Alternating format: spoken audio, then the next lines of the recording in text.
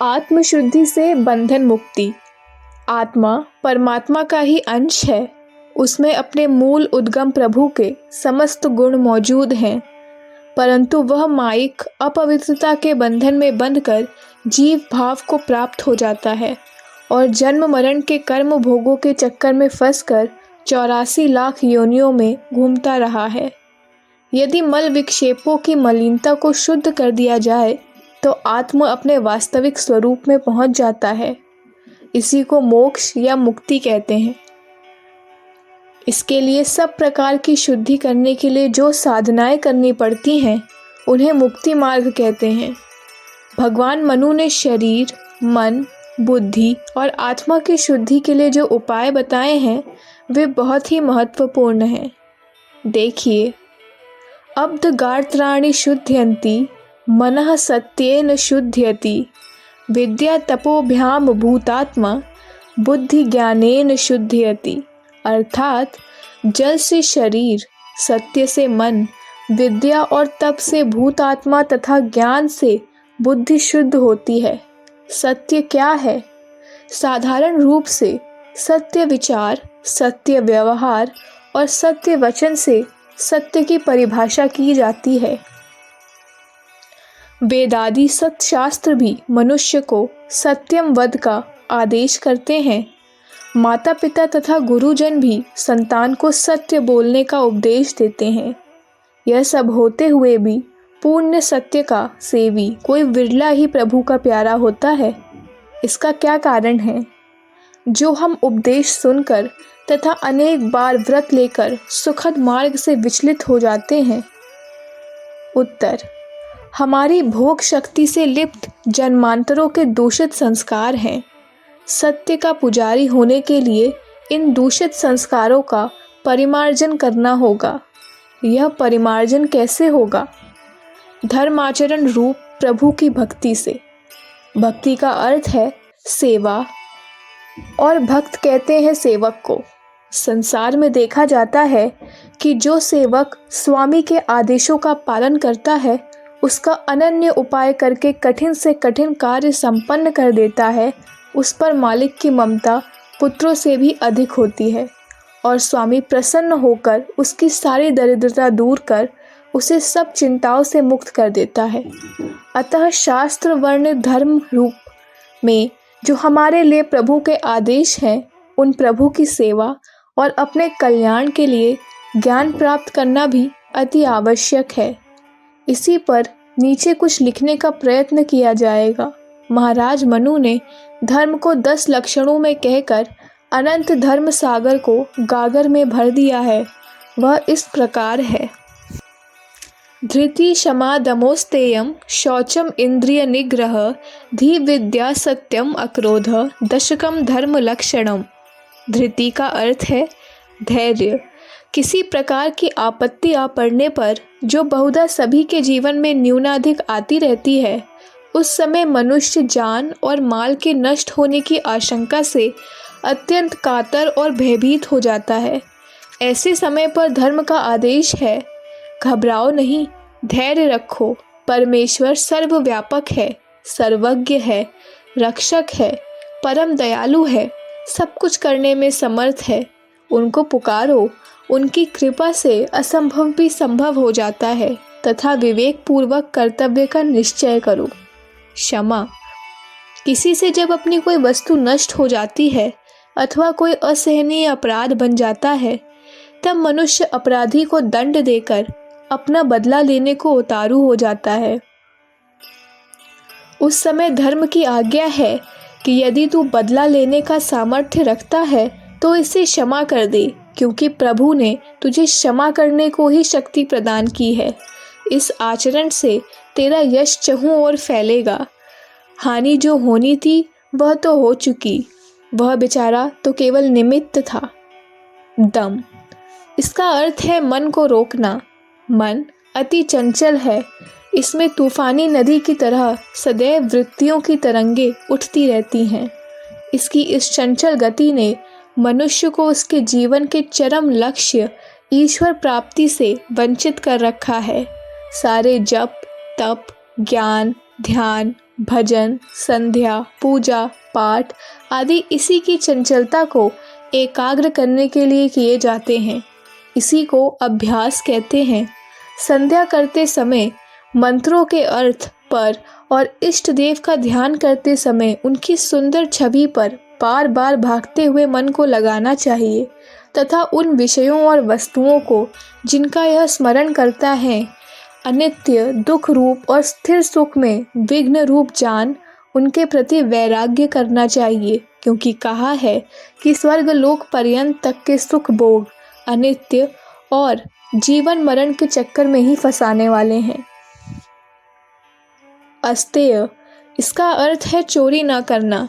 जीविका उपार्जन के लिए उचित परिश्रम ना करके दूसरों की मेहनत से प्राप्त वस्तुओं को उनकी बिना आज्ञा और प्रसन्नता से लेना चोरी है।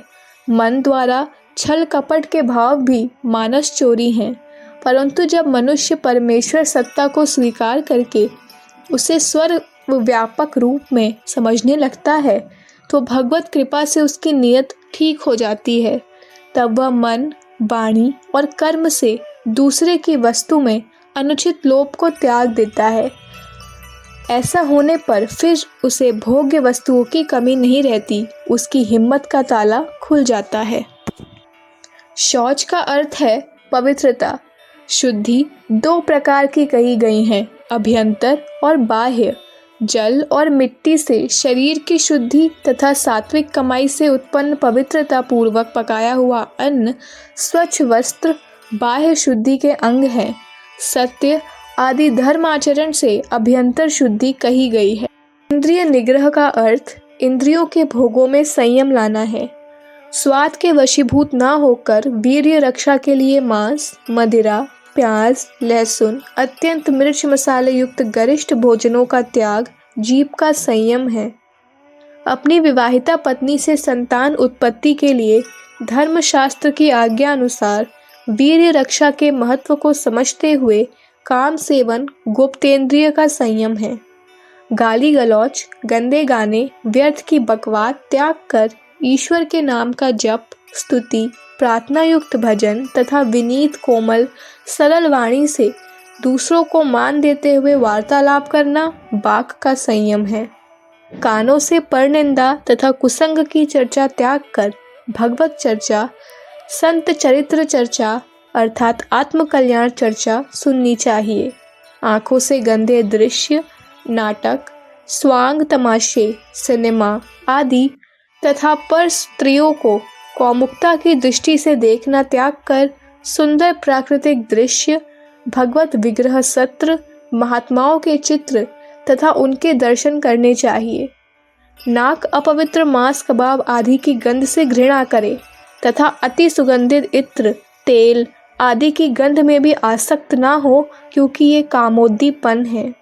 हाथ हिंसा, चोरी आदि को त्याग कर सेवा, परोपकार, यज्ञ, दान आदि पुण्य के कार्य करें। धी का अर्थ है बुद्धि। मनुष्य बुद्धि रखने से प्राणियों में सर्वश्रेष्ठ प्राणी गिना जाता है। हमें कब क्या करना चाहिए, क्या ना करना चाहिए, इसे जानने के लिए तथा ईश्वर दर्शन के लिए दिव्य, सूक्ष्म, सतगुणी, ऋतंभरा प्रज्ञा की ईश्वर से प्रार्थना करनी चाहिए तथा सात्विक आहार विहार द्वारा ब्रह्मचर्य का व्रत लेकर शुद्धता पूर्वक अधिक से अधिक गायत्री का जप करना चाहिए। विद्या दो वस्तुएं हैं, विद्या और अविद्या। ईशावास्योपनिषद में कहा गया है कि जो लोग भोगों में आसक्त होकर उनकी प्राप्ति के लिए नाना प्रकार के अनुष्ठान करते हैं, वे उन कर्मों के फलस्वरूप नाना प्रकार की योनि और भोगों को भोगने के लिए जन्म मरण के चक्कर में पड़े रहते हैं। यही अविद्या है। परंतु बुद्धिमान ज्ञानी जन यज्ञ, दान, तप, सेवा, परोपकार आदि कर्मों को निष्काम भाव अथवा ईश्वर प्राप्ति के उद्देश्य से करके कर्मों के फल से सदैव के लिए मुक्त हो जाते हैं और अविद्या के द्वारा विद्या को प्राप्त कर लेते हैं। विद्या का अर्थ है ब्रह्म विद्या, अध्यात्म ज्ञान देने वाली विद्या।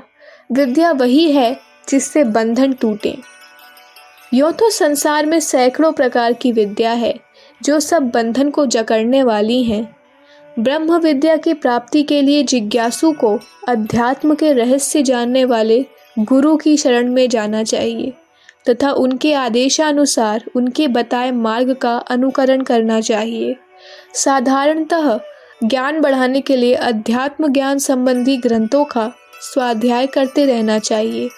अविद्या अर्थात कर्म के रहस्य को जानकर विद्या के द्वारा अमृत पद प्राप्त करना चाहिए।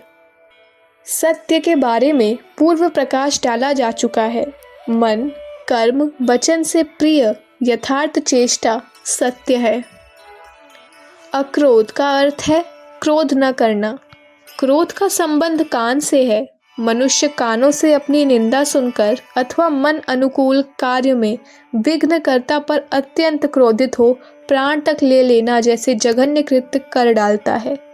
इसका कारण भोग शक्ति अविद्या है तथा सांसारिक वस्तुओं की अनित्यता को भूल जाना है।